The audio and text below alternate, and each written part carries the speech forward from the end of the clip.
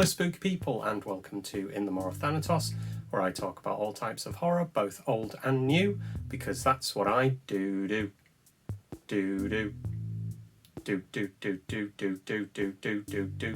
It's Shark Week, if I managed to get this finished in time. Future me? Of course you didn't.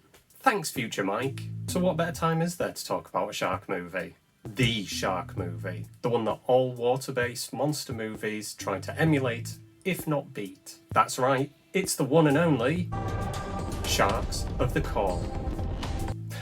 Only joking. Of course I'm going to be talking about Jaws.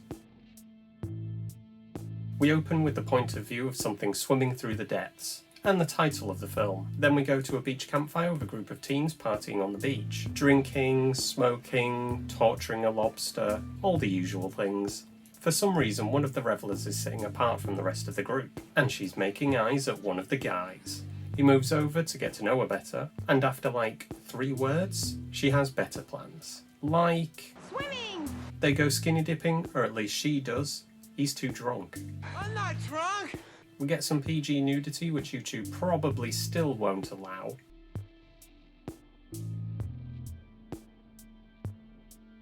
As the girl splashes around in the water and receives some unwanted attention.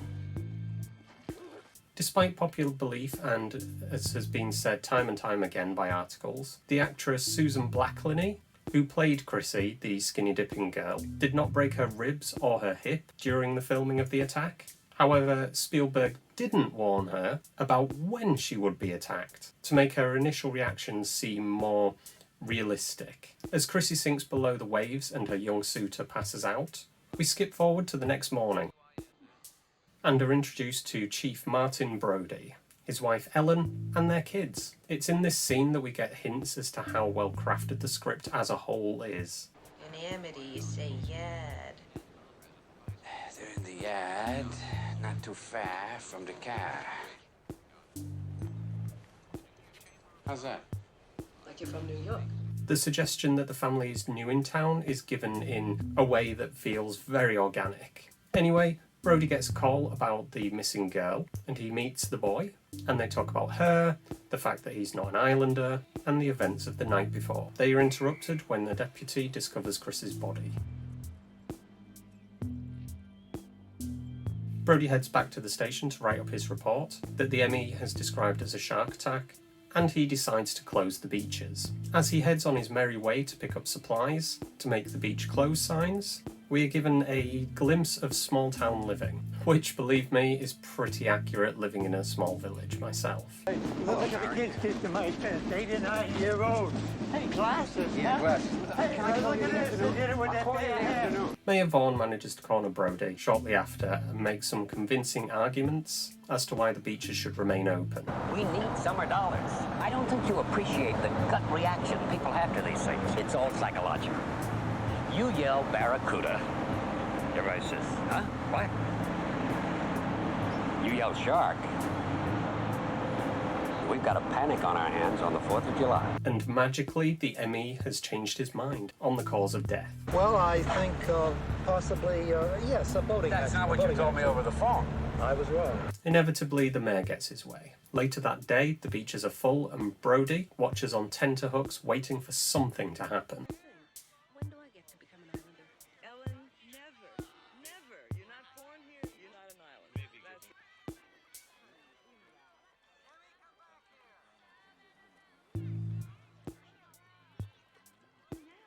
I don't know why, but that shot never fails in making my dad laugh. Anyway, our monster shark has an appetizer in the form of Pippin the dog before setting its sights on little Alex Kintner, who is devoured in front of everyone who watch on helplessly. A bounty is placed on the shark and a town meeting is held. Now this is an interesting scene, Quint's introduction aside.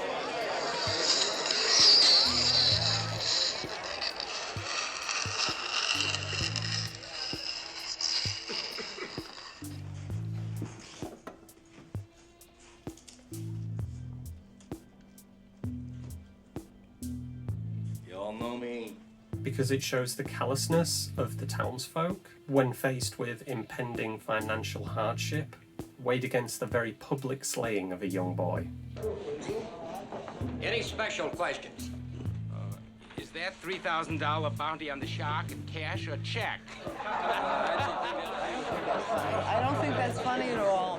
Quint makes his bid and leaves, with the councillors deciding against his offer. Quint is the local businessman and outcast, running fishing trips for the out-of-towners. As Brody investigates sharks, his fear of the water is compounded, and we get some of the most gruesome imagery of the movie.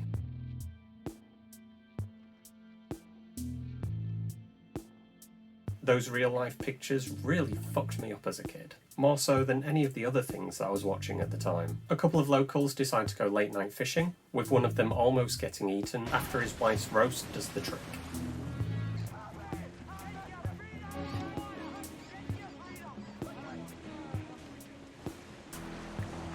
We go home now.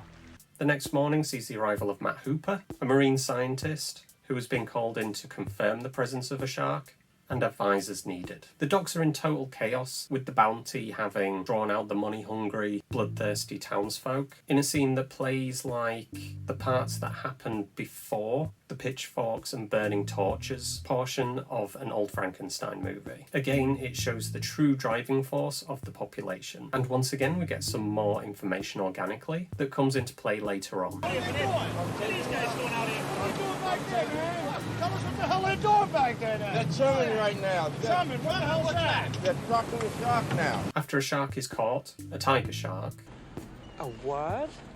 Hooper surmises that it is not the one that's been terrorising the town. The fact is that the bite radius on this animal is different than the wounds on the victim. During the celebrations, Brody is confronted by Mrs. Kintner, who reminds him and us of the human and emotional cost of this fun little shark movie. We feel the guilt that weighs heavily on Brody from here on in. Later, Brody and Hooper perform a necropsy in secret following the stern words of the mayor and find that the culprit is still out there. They hop on a boat and go in search of the fish. When they find the wrecked boat of Ben Gardner, Hooper finds the evidence that he needs to prove that it's a great white shark. But a jump scare causes him to lose it.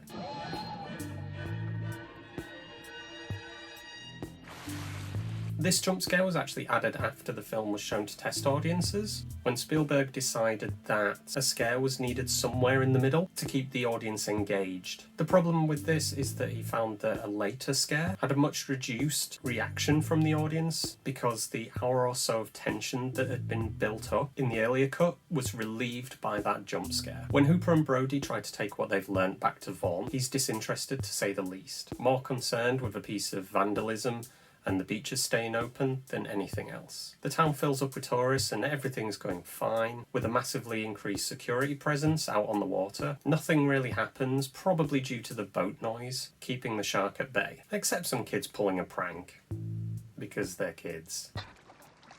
What's going on out there, guys? Get an answer, please. What's going on out there? He made me do it. He told me to do it. That is until the shark finds its way into the pond where Brody's kids are. And after a random boat guy gets killed right in front of his son, it's finally decided that the fight should be taken to the shark. I was acting in the town's best interest. That's right, you were acting in the town's best interest, and that's why you're going to do the right thing. That's why you're going to sign this, and we're going to pay that guy what he wants. Jaws was released in 1975 and is considered by many to be the first ever summer blockbuster. It launched the career of a little-known director that you might have heard of, Steven Spielberg. I know he hasn't done much of note. Really though, we all know who he is, so let's not bother with that list, or going into too much detail about the man himself, because we already know it. The film was made for an estimated $7 million and grossed worldwide $471 million. Not bad. So, Spielberg wasn't actually the first choice of director for Jaws. That title goes to Dick Richards, who was actually fired after meeting the producers. It's reported that in the meeting he described the camera coming out of the water to show the town, and then revealed a whale, yes, the whale, coming out of the water. Based on his not knowing the difference between the two, the producers felt that he should be let go. It's quite simple. Shark, whale. Shark, whale. Shark, whale. It's crazy to think what we would have got if he hadn't have been sacked. Least of all, just how Jaws turned out. I can't even imagine what the face of cinema would look like if Spielberg hadn't had this chance and proven himself. It's literally impossible for me to think where cinema would be. Such is the impact of both the man and the film. The film was based on the book of the same name, written by Peter Benchley. The story itself was inspired by Peter Benchley's lifelong fascination with sharks, and the story of fisherman Frank Mundus harpooning a 4,500-pound great white off Long Island in 1964. The idea of such a beast setting up home at a resort community inspired Benchley with the general storyline and how the town would react. Unlike what has been popularised, Benchley says that the story wasn't based on the 1916 New Jersey shark attacks. Now, the book itself is okay. I wouldn't say it's fantastic or even great. There are moments and chapters, however, that are really gripping and absorbing. The trouble is the middle portion of the book, with Ellen Brody having an extramarital affair with Hooper. Before that, and afterwards, it's really good. But a large portion of the story is given over to that subplot, so you've just got to get through that. It's very different to the film. The kill count is much lower for a start, and the characters are different personality-wise. For probably the first time in my life, I would have to say that the film is actually better than the book. Maybe give it a go though if you have the patience to get past the middle bit. It has long been said that one of the themes or subtexts of Jaws is that of a man collapsing beneath the weight of alcoholism. Now, I can kind of see the collapse, but I would say that it's more down to the enormous sense of guilt that he feels for giving in to Vaughn's demands. Yes, there are quite a few scenes where Brody and others are drinking, but for the most part, the story gives more than enough reason for that consumption. Chief Brody, Yes? you knew there was a shark out there. You knew it was dangerous. But you let people go swimming anyway. But still, my boy is dead now. I would say that those sources are getting the film and the book a bit confused, because the book is far more blatant in showing that Brody does have a bit of a problem with the bottle. This watch through, because I've seen Jaws I don't know how many times. My brother was obsessed with Jaws when we were kids, so I've seen it maybe more than a couple of times. The reading that I had this time was that the knife edge that people live on financially easily overrides their humanity until something comes too close to home and has the potential to affect them directly. Martin, my kids were on that beach too. This is to say that people are cold and indifferent, for the most part, about horrific things, so long as they aren't happening to them or their clan. But like most well-crafted films, there is endless potential for diving for subtext. It's a potential gold mine. The writing, my God, the writing is superb.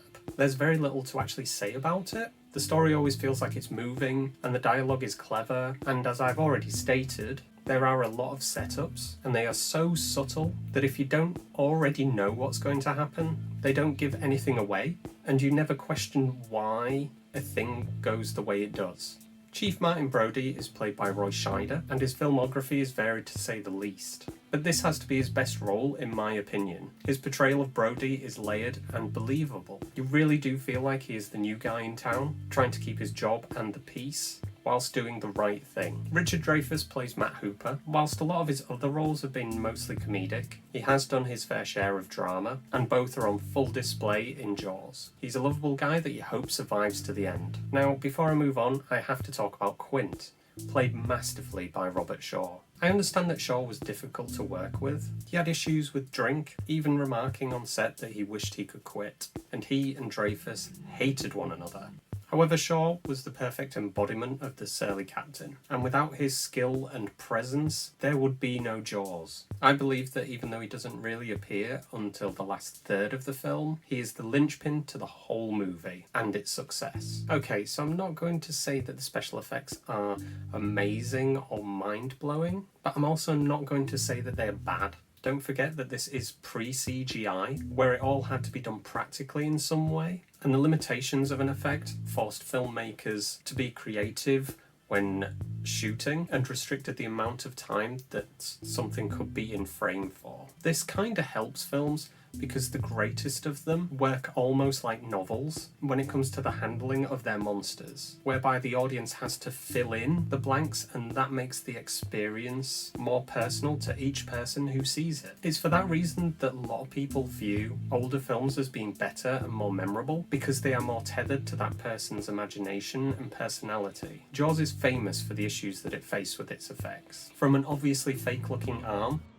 to an overly ambitious, broken animatronic shark, all of which were faced with the necessary pragmatism needed to create any work of art, and it works even to this day. Would I recommend Jaws? Why am I asking such a ridiculous question? Of course I would. Jaws is considered a classic for a reason, and if you haven't seen it yet, I won't judge, but you do need to remedy that immediately. I had the good fortune to see Jaws on the big screen for the first time a few years ago, and boy was that an experience. I was lost in Amity, and even though I'd seen it probably hundreds of times already, it was as if that was my first viewing. I highly recommend seeing it at the cinema if you haven't already. Before I go, I just want to say one last thing. As of August, I will have been on my YouTube journey for a year, and I've had a blast. I've met some wonderful people and done things I never thought I would, like doing this for a start. If you've watched all of my videos, or this is your first time here, I want to say thank you. Thank you for giving up your time to sit with this strange British man and listen to him talk about one of his favourite things. I hope you enjoyed your stay and will come back soon, because there will be more. So with that being said, if you enjoyed this video, please like and subscribe, follow me on the socials linked in the video description, and let me know what you think of the films I cover, of what I'm doing, absolutely anything. Remember to stay safe, stay weird, and most importantly, stay spooky. Thank you for watching. Bye-bye. Farewell and adieu to you fair Spanish ladies. Farewell and adieu, you ladies of Spain. For we've received orders for to sail back to Boston, and so never more shall we see you again.